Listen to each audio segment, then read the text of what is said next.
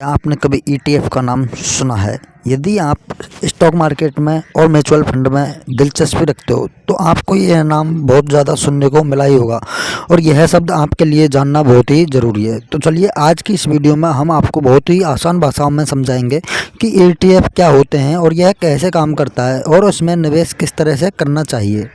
तो चलिए वीडियो की शुरुआत करते हैं। तो सबसे पहले तो हम लोग ये जानते हैं कि ETF क्या होते हैं। ETF यानी एक्सचेंज ट्रेडेड फंड। यह एक ऐसा फंड होता है जो कि शेयर मार्केट में लिस्टेड होता है और आप इसे एक स्टॉक की तरह बाई और सेल भी कर सकते हो।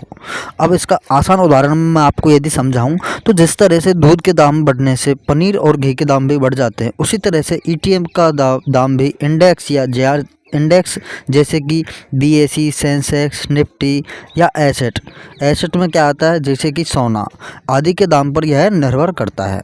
तो ETF काम कैसे करता है? तो साथियों ETF काम करता है, इसके लिए मैं आपको बताता हूं कि ETF जो होता है वो इंडेक्स को फॉलो करता है। ETF का प्रदर्शन सेंसेक्स, निफ्टी या किसी और इंडेक्स जैसे होता है। अगर इंडेक्स ऊपर जाएगा तो ETF का जो भाव है वो भी ऊपर जाएगा और यदि इंडेक्स नीचे जाएगा तो ETF का जो रिटर्न है वो भी आपको वहाँ से लॉस में देखने को मिलेगा। अब ETF में होता क्या है? तो इसका साथियों पोर्टफोलियो होता है और इंडेक्स के सभी स्टॉक को रिप्रेजेंट करता है, यानी कि बहुत सारे स्टॉकों को मिला करके एक ETF बनता है। जैसे कि निफ्टी 50 का एक स्टॉक हो गया, उसी तरह से बैंक निफ्टी हुआ। तो इन सारे जो स्टॉक होते हैं जैसे कि निफ्टी 50 में जो टॉप कंपनी आती हैं उनका मिला करके एक ETF बनता है। अब साथियों यहाँ पर बात आती है कि ETF में आकर हम निवेश कैसे करें। तो सबसे पहले जो ETF है म्यूचुअल फंड NFO यानी कि न्यू फंड ऑफर के रूप में लॉन्च करती है। अब इसके बाद में NFO ख़त्म होने के बाद ये स्टॉक एक्सचेंज में लिस्ट हो जाता है। फिर आप इसे अपना जो ट्रेडिंग अकाउंट होता है जैसे कि ज़ीरोधा, अपस्टॉक एंड जनरल के ज़रिए खरीद और बेच सकते हैं। अब साथियों यहाँ पर बात आती है कि ETF की जो कीमत होती है उनका हम पता कैसे लगा सकते हैं कि यह ETF हमको कितने रुपए में मिलेगा। तो साथियों इसके लिए जो ETF की कीमत होती है वो यहाँ पर रियल टाइम में ही पता चल जाती है, यानी कि मार्केट में जब बुल रन चल रहा होता है या फिर आपको वहाँ पर बुल रन देखने को मिलता है या फिर आपको मार्केट डाउनफॉल में दिखाई देती है, तो उसी हिसाब से जो ETF का भाव है वह चेंज हो रहता है।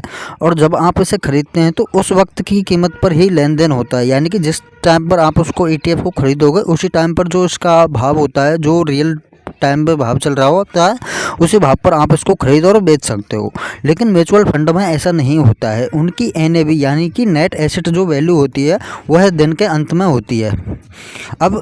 अब बात आती है कि हम ETF में निवेश आखिर में क्यों करें और ETF में निवेश करने के जो फ़ायदे हैं वो क्या फ़ायदे हैं जिसके कारण हमको ETF में निवेश करना चाहिए।